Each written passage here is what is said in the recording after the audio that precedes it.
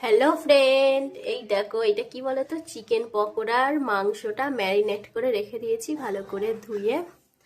আর এইখানে ওই মশলাপাতি মাখিয়েছি, কি কি দিয়েছি চলো তোমাদের সাথে শেয়ার করি। সবাই অনেকে অনেক রকমের দেয়, আমি তো এইগুলো একটু দিয়েছি। টক দই, এটা আছে কর্নফ্লাওয়ার, অ্যারারুট, কর্নফ্লাওয়ার ডিব্বাটা শেষ হয়ে গেছে, অল্প ছিল, দিয়ে দিয়েছি অ্যারারুট। আর এখানে 2 রকম সস, আর দিয়েছিলাম টমেটো সস, লঙ্কা গুঁড়ো, হলুদ গুঁড়ো, তবে এটা কাশ্মীরি লঙ্কা।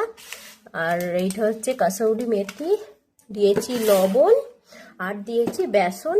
এইসব দিয়ে ভালো করে ম্যারিনেট করেছি।